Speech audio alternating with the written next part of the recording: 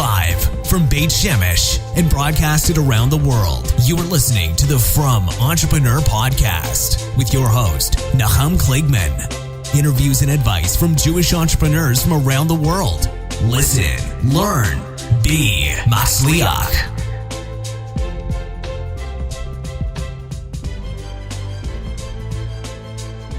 Welcome to episode 48 of the Frum Entrepreneur. Another fantastic episode. Super excited. First of all, if you're a coffee lover, this is the episode for you. And, you know, it's kind of hard to be an entrepreneur and not be a coffee lover these days. So I'm super excited about our guest. His name is Mendy Dalfin, and he's the CEO of The Chosen Bean. Mendy, welcome to the show. Thank you for having me, Nahum. Thank you. My pleasure. So, I mean, first of all, I think I'm excited about this because I love talking coffee. I made a special cup, even though it's like 4 in the afternoon for me. This will be my third cup of the day. And I figured, how can we talk about coffee if we're not drinking coffee? Yeah, and it's never too late to have a cup of coffee. I mean, it'll help you stay up. It's Thursday night. You'll be able to learn a little longer, you know? There you go. There you go. I'll be able to do my daf a little more sharper. Exactly. So first of all, before we get started, there's a great vort. I don't know if you heard this. Do you know the coffee Devar Torah? Go ahead. Let's hear. I'm always up to hearing something new. Maybe it'll be something new. So this is I've heard this. It was said I heard it. I've heard it a few times since I started saying it, but I heard it over the name of. His name is Rav Eli Melech Biederman, and it's a fantastic Devar Torah. I say it over all the time now. It basically says, and I adapted it to the Frum Entrepreneur because, you know, I don't know if you know, but I have a book called The Frum Entrepreneur, and on the cover of my book is a cup of coffee. I put the cup of coffee, because I just felt it was an elegant look. It's definitely something that all entrepreneurs or most entrepreneurs drink, and what fuels them, which is really what the book is about, fueling you for your entrepreneurial journey. But then when I heard this word, I said, that's why I put this cup of coffee on the book. So it goes, why do Frum entrepreneurs drink coffee in the morning? And the answer is because what is coffee? It's bitter beans with hot water mixed with cold milk and sweet sugar. And then you say the bracha, Shehakol Nihiyeh Bidvaro. Right? Everything is created from Hashem. Everything comes from Hashem. So whether you have to make cold calls that day, whether it's going to be a bitter day, whether it's going to be a sweet day, whether it's going to be, a hot day, you're going to be in deep water, everything is from HaKadosh Baruch Hu. And I think that personifies the life of an entrepreneur. So like all good stories, I think I've heard that from the non-Jewish side as well. Oh, really? Yeah, so you never know. But it's obviously the story is appropriate and for definitely a good mashal to use. What are you talking about? This story has been handed down generation to generation, since in Europe, thousands of years ago. Listen, it probably did. There were similar stories. They had, this one had and that one had. Right. Who knows? But it's good. Ma'aseh tzaddikim are important and Excellent. Good. So. All right, so let's talk about coffee. First of all, just give us a brief synopsis of what is The Chosen Bean, and then we'll dig a little bit more into who you are, and then we'll get into some business talk. Absolutely. So we're coffee manufacturers. We roast coffee. We take it from being a green, coming from the farmers across the world. We bring that and we roast it here in Florida to make it usable for coffee. That's what you're used to seeing when you open up a bag of coffee or you go to the store and you see them bulk coffee beans. So we prepare it. We're manufacturers. That's what we do. And we also make beverages as well, cold brew coffee. And we involve ourselves in things that are coffee related. So like coffee chocolate or things of that nature. We do primarily wholesale to groceries and restaurants nationwide. And that's in the United States. And we also have coffee available direct on our website that customers could go and they could go to thechosenbean.com. The THE, the is very important. Right. And it's thechosenbean.com. They could go out there and we have micro lots. What we do is we look for special coffees. There's many different varieties of coffee beans, which I'm sure we could talk about soon, as much as you'd like to know about coffee. I definitely do. But we basically we choose. We're the chosen bean. That's part of our name is we actually go out there to choose the beans carefully, looking for things that are special and different and delicious, and we roast that up here. So on our website, we always have new lots. We just got a Nicaraguan that went up. We just got a whole lot of a Colombian, but not a regular Colombian, something that's out of this world, comes from a small farm, and it's a phenomenal cup of coffee. So that's a little bit about what we do. Wow, that's fantastic. So, and I definitely want to dig more into this story and talk coffee and get into some details here, because I have a bunch of questions myself. But first, tell us a little bit about yourself. Who is Mendy Dalfin?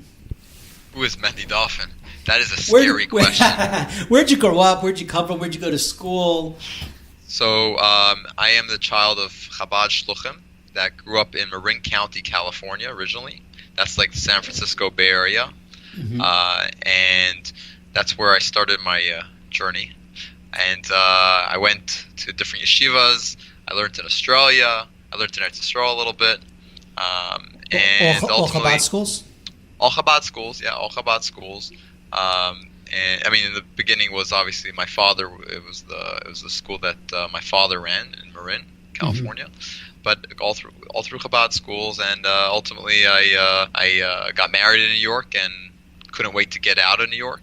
I was a California boy, and I loved the sun, and that's what I like. And I had an opportunity to come to Florida, so I moved to Coral Springs, which is next to Boca. So it's not California exactly, but close enough. If I hadn't gone through New York, I probably would never be able to make it from California to Florida. But I was cleansed by going through New York. I hear you. So Coral Springs, there's a big Jewish community over there? Yeah, Baruch Hashem, we have over 80 families here. It's a beautiful community. We have men's mikvah, women's mikvah, Mesifta, Yeshiva Ketana, a girls' high school. We have an elementary. A coffee house? Starbucks, I think, is opening up across the street from my house. Oh, really? Oh, that's funny. Yeah, I don't compete with them. So I mean, I do compete with them. They don't compete with me, though. Right. You're not on their radar just yet. I'm not on the radar. No, not at all. Actually, you never know. I mean, they are moving up. Who knows why they're opening up across the street from you? Yeah, right. Nice drive-through. But we don't have so many coffee houses. We have a few coffee houses here in Coral Springs. It's really a bedroom community. It's a family-oriented community. So it's a beautiful place to raise a family. I mean, gorgeous place to raise a family. Very nice. Very nice. Okay, so when'd you get married? Almost 9 years ago. Oh wow. Okay, cool. A little bit ago. Very nice. Okay, so let's get a little bit into first of all, were you always entrepreneurial? Were you always into business before we even get into the coffee thing? Loved it. Always loved it. When I was 7, I was selling outside in California in front of my house. Soft drinks. In school, I was dealing lahit bars and their nefarious candies that I would have gotten in trouble if I got busted. All through 8th grade, always loved business. I always loved the back of the, I enjoyed it. I always enjoyed it. So you were a born entrepreneur, so to speak. I guess. So what? Were you always a coffee lover? Did you always like coffee? So I would say I'm into health a little bit, and by just maybe because where I grew up, I don't know why. So not eccentric into health, but I'm health conscious, and being health conscious, I don't like having sugar in my diet. I never did. I felt like I ate too much sugar. I don't feel like anything too much is not usually good for you. It's not probably healthy. Right. So I always tried getting sugar out. So for many years I would try to kick I was drinking instant coffee. I was always trying to kick that sugar habit, but instant coffee without sugar is like I can't even describe it. It's horrible. It's terrible. When you make your coffee from your beans, so you don't put sugar in it? No. I drink my coffee black religiously. I got used to it. To my coffee, I didn't have to get used to it. It was very smooth, so it was very easy for me to drink. But I had always wanted that, so when it presented itself and I had a cup of coffee, and I was like, wow, I don't need sugar in this coffee. And that, to me, was like eye-opening. What, but no cream either? No cream. I don't like having. I like. Well, for me it's twofold, right? One is I just don't want. I don't need. I'm Ashkenazi, and dairy probably isn't the best thing for me. Mm-hmm. And second is and the sugar aspect, which I just talked about. Right. And the second aspect is I want to taste the coffees a lot of times because, especially when they're my coffees, and even when they're others' coffees, because that way I could compare them, apples to apples. I could taste the differences Sure. Of the coffees and evaluate them properly. Right. So that makes a lot of sense. I guess if everything is you're putting sugar and milk into it, it'll affect the taste of the actual beans or the actual flavor of the coffees.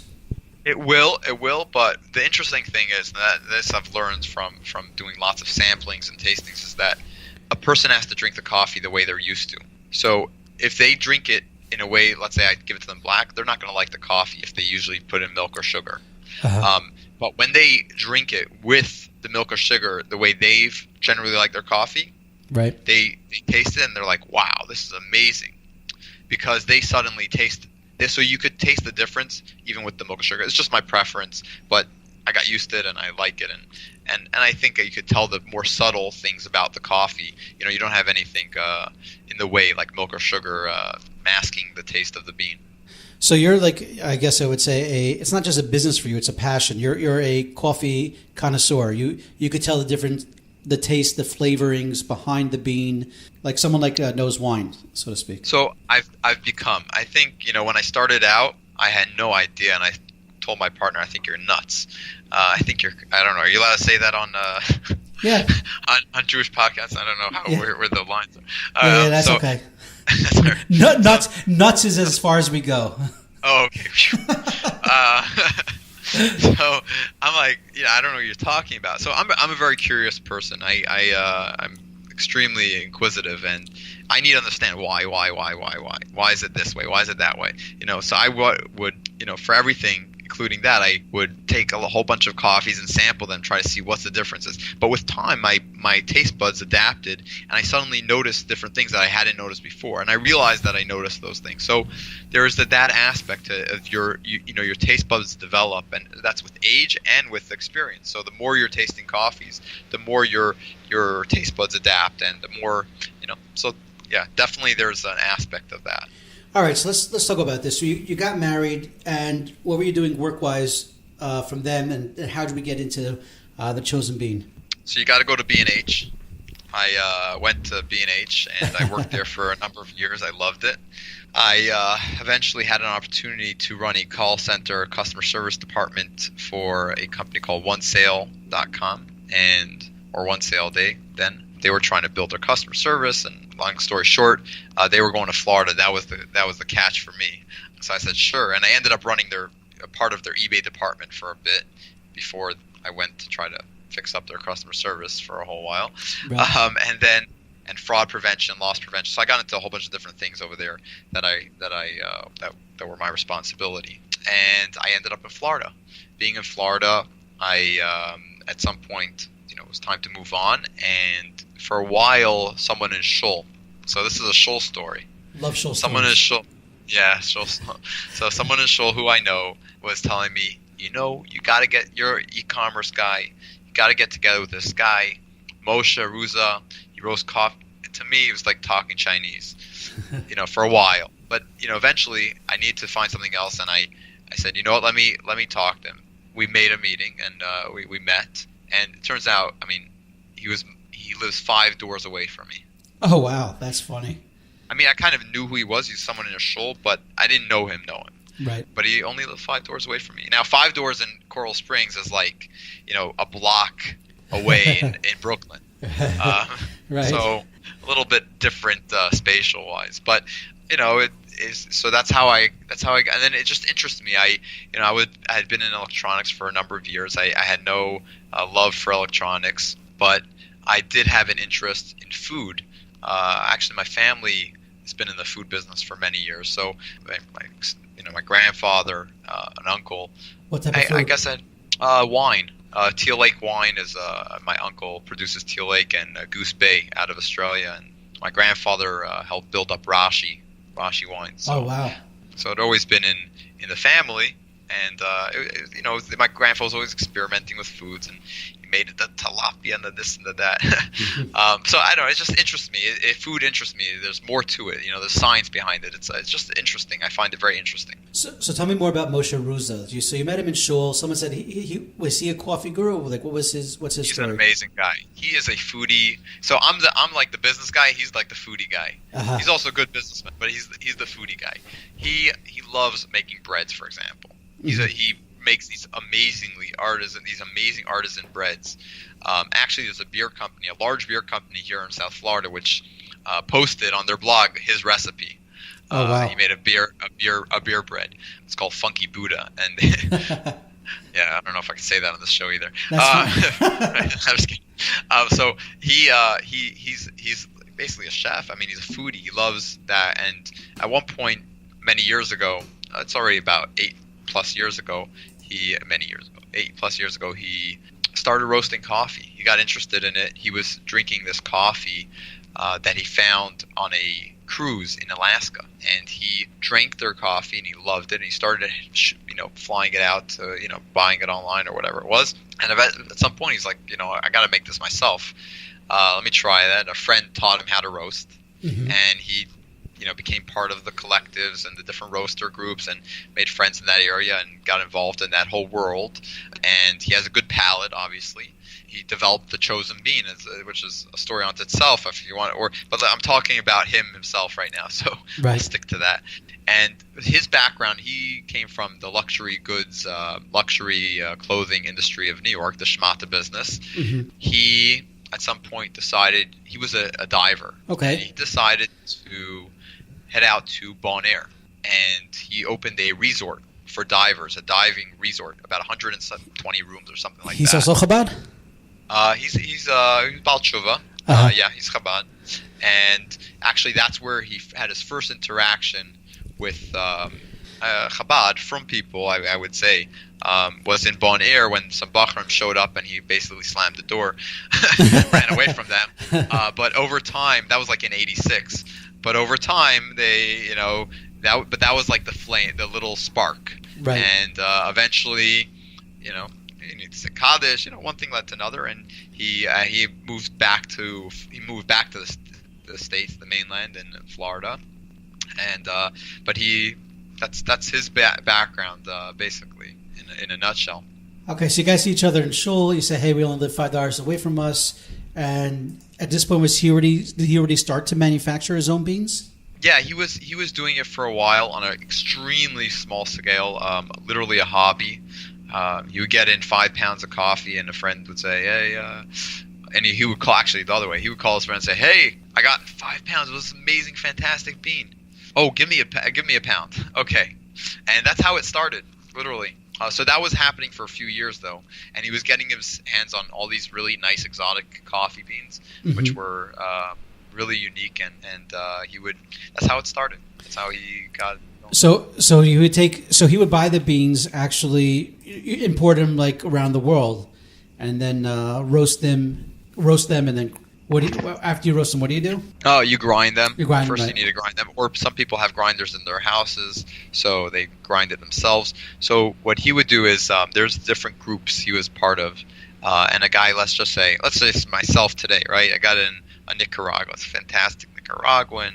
It's this, it's that, whatever, all the different things about this Nicaraguan, or it's a honey processed Costa Rican, black honey processed Costa Rican from this farm, finca, or whatever. This is how she has been growing the coffee beans, and they're amazing. It has notes of pineapple, grapefruit, and sourdough, whatever it is, and I want to split the sack. Oh, sure, I'll take 5 pounds. Oh, I'll take 10 pounds. I'll take, so, okay, here it is. And you buy it. It's obviously a premium price when you're buying it in such quantities. Sure. But that's what he did, and that's how he built it was a hobby for a number of years. He had high hopes, but it never really took off. Right. And now you have, just to walk through, so the Chosen Bean, what is that? That's an actual coffee you could buy from you? Or is that just the name of the company? No, it's the name of the company is The Chosen Bean. Right. And it was interesting how that name came about. His name is Moshe. Right. And thought of himself as, I'm this guy bringing people these great coffee beans. And he thought of Moshe Rabbeinu, and this is in Shul, obviously, with tefillin on, probably davening, right. suckling back and forth, the best entrepreneurial spirit going on, and machshava zaras, right? Hey, so the chosen bean in short was a machshava zara, but he thought of hey, Moshe Rabbeinu brought people the Torah and everything, and I bring people coffee, and he kind of so he's like, oh, what would? So he kind of developed this idea, and he's like, oh, what about the chosen bean?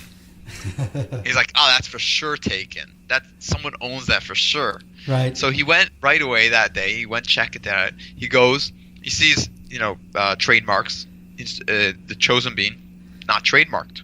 Check. He goes online, thechosenbean.com. Is it taken? No. Check. He's like, everything was synced. Perfection. So he's like, wow, this is meant to be. And he goes through the trademark and goes through everything. Actually, a little while later, someone filed a lawsuit or a trademark lawsuit on him because the chosen bean, they have a company that uses chosen as part of their slogan.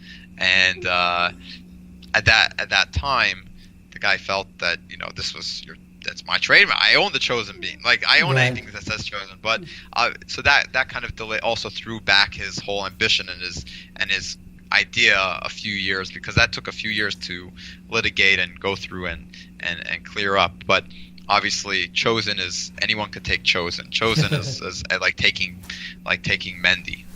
Right. Can't. Maybe you could trademark Mendy. I don't know. Well, there's a comedian, Mendy. It's also Chabad. Oh, no? Mendy Palin. Yeah. Yeah. Oh, you know him? So he's a Chabadster also, right? I wonder if he trademarked Mendy. If anyone trademarked it, it's Mendy. It's him. and he deserves it. He's funny, and he's very funny. Yeah, I've seen some of his stuff. Hilarious guy. Okay, so you come in, and so now you say, okay, let's take this to the next level. Let's create a website, e-commerce, wholesale it. Right, what came first, the e-commerce or wholesaling? So it took me. So in truth, it took me about a year to figure things out. Just to even begin to figure things out. I tried doing this a little bit. That it was, my background was not exactly a high quality food product. Right. So I didn't necessarily understand it 100%, and it took me time to realize what it is and where I could, what's its place in the world, and learn the business. Learn, what's the difference between Whole Foods coffee and Walmart coffee? What's the difference between, who's the right customer, and understanding all those kind of things. Took me time to learn and understand, and building relationships and everything like that. So that first year kind of was a serious learning curve. Mm-hmm. But by the second year, I was on track to be in Whole Foods. For Pesach, we were in Whole Foods nationally. Wow. Past Pesach. Wow. And to have coffee in all the large New York stores, kosher stores, I focused in on that market, thinking that it might be a place where others had not tapped. Maybe we could get people off of instant coffee, because I know how great it is, and I know how actually great our coffee is. And right. I was kind of off it, tempting entrepreneurial type of bets. Well, to get into Whole Foods, I'm sure they have coffee manufacturers pitching them all the time. How did you get into Whole Foods? And nationally, that's crazy. Secret. Wait, you have another uncle that owns Whole Foods. But I had a great opportunity to work with someone that had already an established relationship with Whole Foods. Uh-huh. And it was basically just getting on board with them and them pitching it for me. So I didn't do a lot of the work. I just fielded all the customer service calls after and collected the check. But right. I didn't build a relationship. The great thing about that was, although it was, and this was my thinking then, is it's an opportunity. Just being in Whole Foods alone, qualifies your product as quality. Interesting. You tell someone, and this is something that every entrepreneur could learn going in. It's a phenomenal thing that I learned from that, which was his perspective. I mean, well, it's perspective, Right. but sometimes the opportunity is so, even though there could be other repercussions, that it's too large for you. You can't handle it. I mean, we were slammed. It was craziness for us Can when that, imagine. but it was unbelievable. It became part of my sales pitch. I got into many other places just with that, hey, Sure. we're in Whole Foods, we're good enough for you. And that any entrepreneur could learn, that sometimes you could piggyback on someone else, get in through someone else who has an existing relationship. I would even venture to say, even if it's at a loss, Mm-hmm. the amount you're going to gain ultimately will be much greater if you're in a place that stands for, let's say, if you have a quality product and that place stands for quality. Now everyone knows you're a quality product, and you don't have to validate it. No one tells you, "Oh, I'm sorry, your packaging isn't nice. Oh, your product isn't good." Right. I mean, obviously individuals might have feelings, but when it comes to selling someone, it's there's a lot of barriers that are broken right away. You say, "Hey, I'm in Whole Foods." It's like, "Oh, well," they'll tell you the truth about why they don't want to buy right away, because Right. they look at you and they value that you have something of value, and they're not going to discount that so much. Right, and I think that's an incredibly important lesson for entrepreneurs. I actually did that once with one of my companies, Vubix, where when we were just getting started, which it's a video platform, we got into the affiliate industry using videos as an affiliate tool. And one of the main reasons was because it was a lot easier to work with companies like ice.com and drugstore.com, which were a couple of our early clients, because going through the affiliate department. So even though it wasn't like the big deals, but just being able to put drugstore.com and ice.com and other retailers, top 200 online retailers onto our website gave us a lot of clout and opened up the conversation. So, kudos to you. I mean, that's obviously fantastic and an important lesson for entrepreneurs. And it was Mina Shabayim. I mean, it wasn't something that I was planning. It came up in a conversation, and I took the opportunity. Beautiful, beautiful. Okay, so I want to dig into the coffee itself, because what is the difference? How would you describe the difference between your coffee and when you go and you take a Folgers spoonful of coffee, throw it in your cup, add milk, sugar, and hot water? What is it you're actually putting into your cup when you're buying Folgers, and how's it different when you're buying quality coffee from the chosen bean? Okay, so a few things. What you just described is instant coffee. Instant coffee, right? Instant coffee. Folgers has both. They have instant coffees, and they also have regular brewed coffees.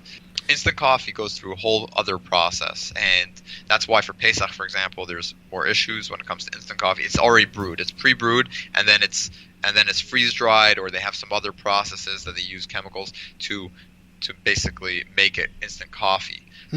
That's the way they make instant coffee. And that's why on Shabbos you're able to use instant coffee without any question, because it's already cooked.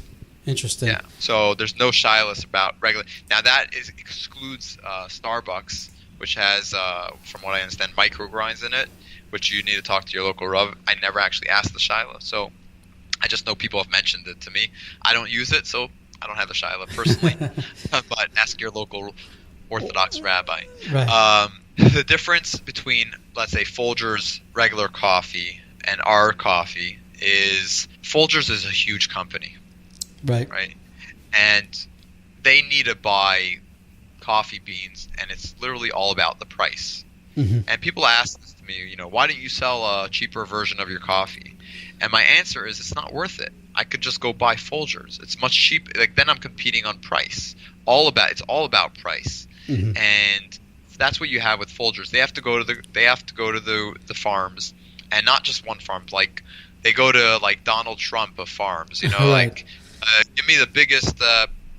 Be a landowner of 50,000 or 100,000. Sorry, 1 million acres. 1 million acres of land. Right. I mean, huge amounts of swaths of land that are full of coffee beans, industrialized to who knows what, and just give me any beans, right? So they obviously have their own processes and procedures and all kinds of stuff, like any company. But you're not gonna. They have to do it in massive amounts. So there's zero quality control on that aspect. From a.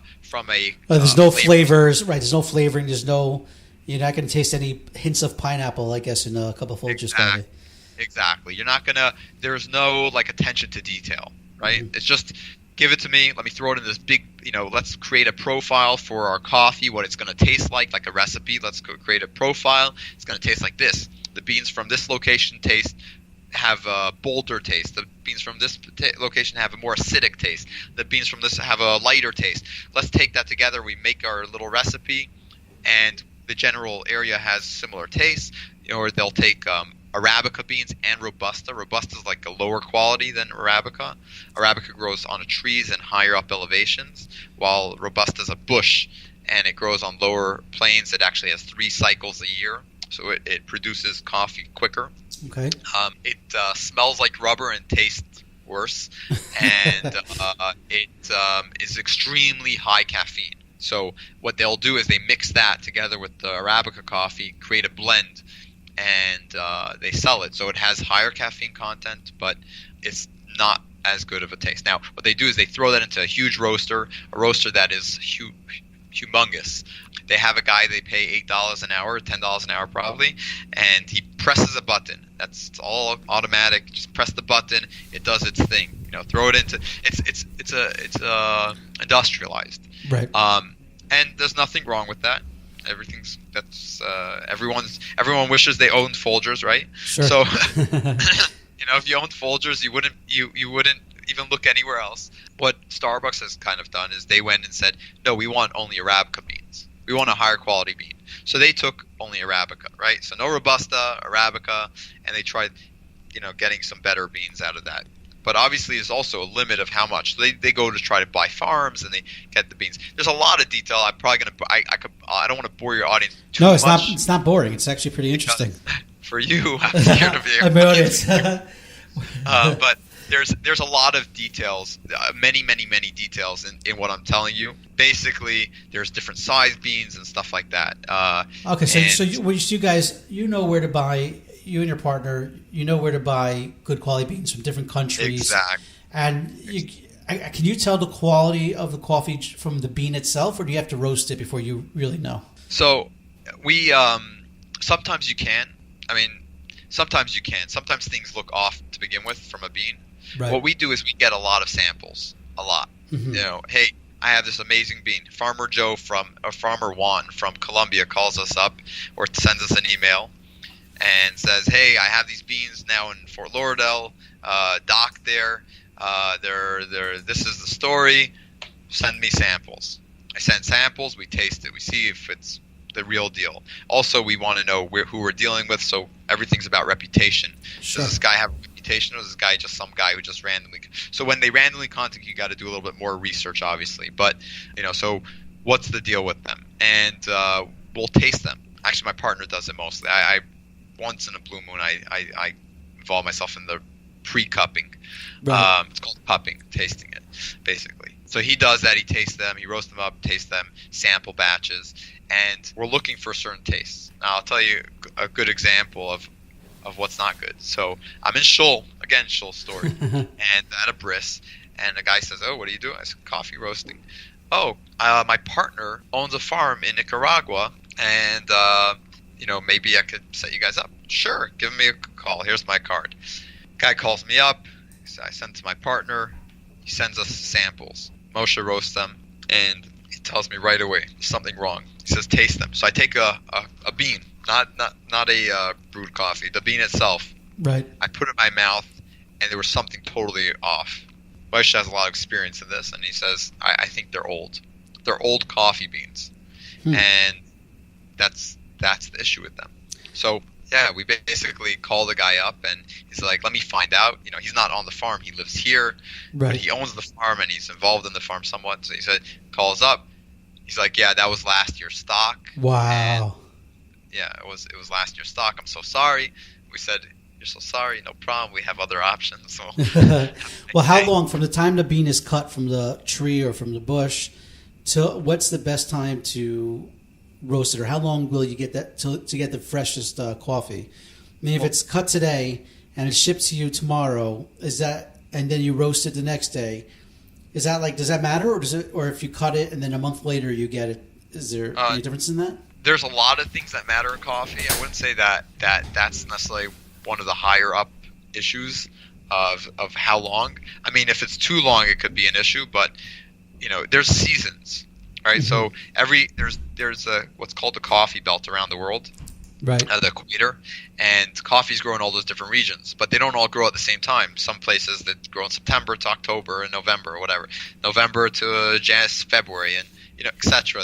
And different coffees are in season at different times. So, like for example, last Pesach we were thinking of doing a Peruvian coffee right after Pesach.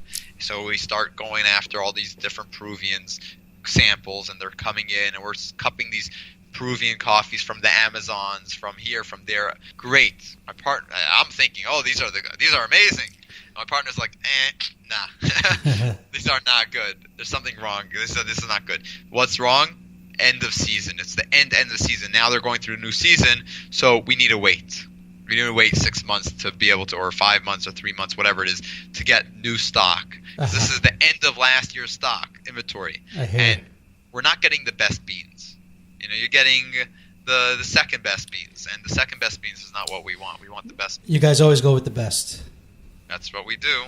Okay, so let me ask you. So just and we'll get onto a few other questions. I'm just very interested in this. So I'm taking an example coffee you have on your site, the Abraham Mocha Java.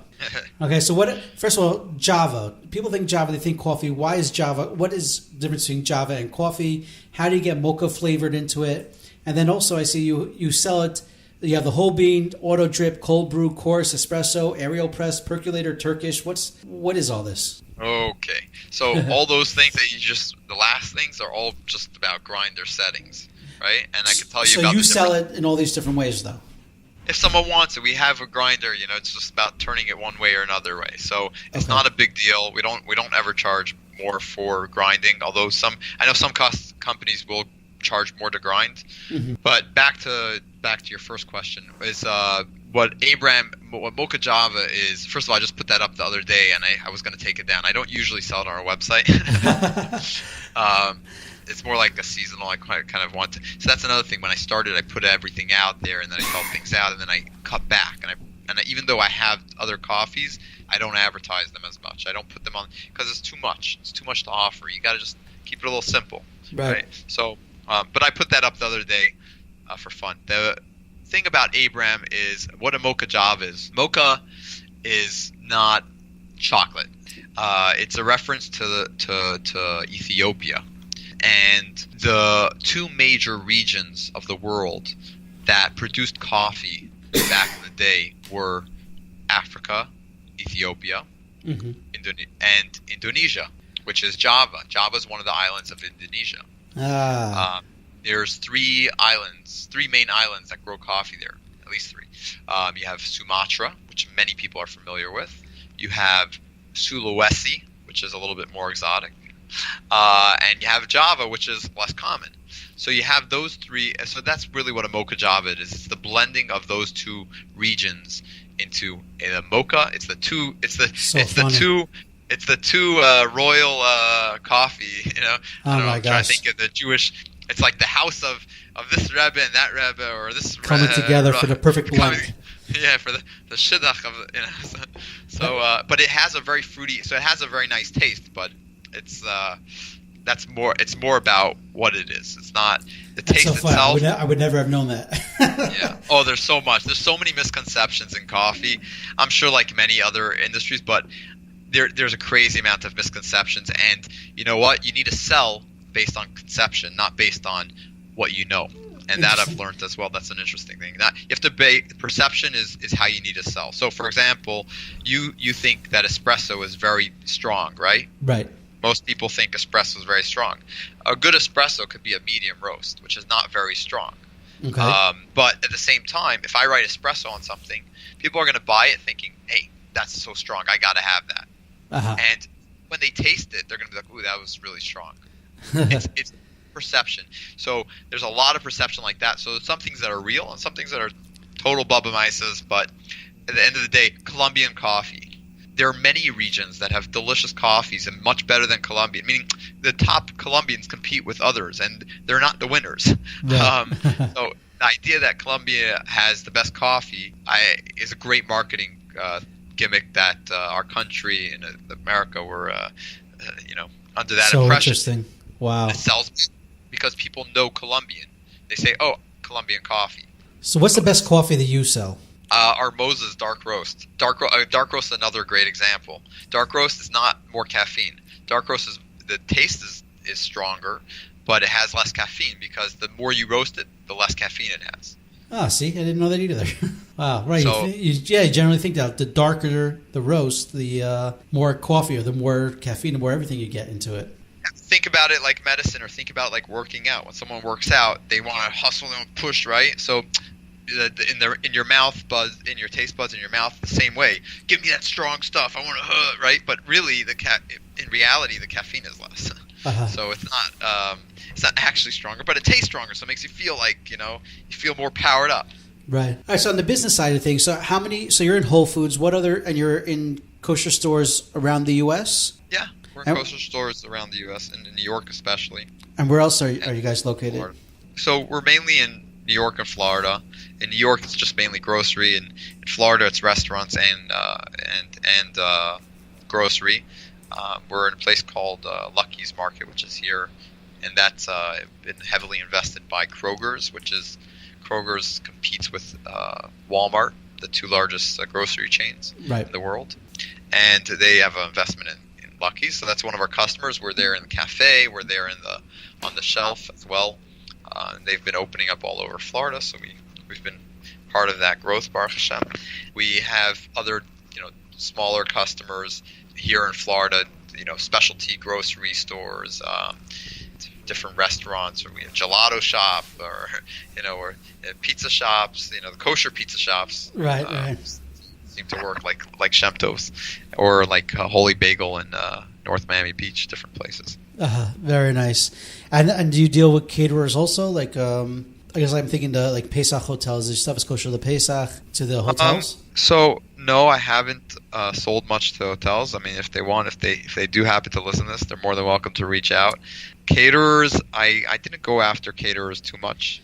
Right. So I guess your biggest markets are, I guess, the chain supermarkets and chain supermarkets that have cafes are definitely where my interest lies, and restaurants. Restaurants go through. If you could get the right ones, you could go through a lot of coffee in a restaurant.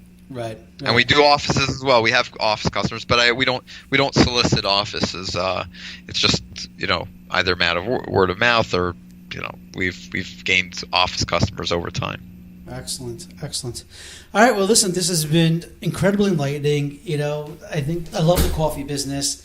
It sounds like it's a lot of fun. Your brand is great. I guess you take biblical names for most of your products. Abraham, you got Moses. Just our blends, and the most recent one, the Samson, was customer chosen. We didn't choose it. We just put it out there for our customers what they want, and someone's like, "Oh, Samson," and it sounded good. Samson strong espresso. I like that. That's actually very cool. That's a great name. All right, listen, this was absolutely fantastic. Thank you so much for joining us. I definitely look forward to trying your coffee. Although you said it's not in Israel yet, so I'll have to work that out somehow.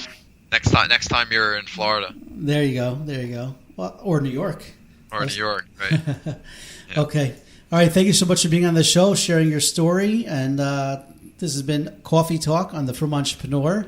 All right, that's been amazing, Mendy. Thank you so much for joining us and being on the show. I love the story. I love the coffee business. You definitely shared a lot of information with us. Thank you for taking the time. Thank you. I had a great time. It was my pleasure, and thank you, Nachum, for having me. All right, we'll talk again. Thank you. Thank you for listening to the Frum Entrepreneur Podcast with Nachum Kligman. We hope you learned something valuable and will share this with your friends. For show notes, archives of previous episodes, and more information to help you start and grow your business, please visit our website, www.frumentrepreneur.com. Listen, learn, be Masliach.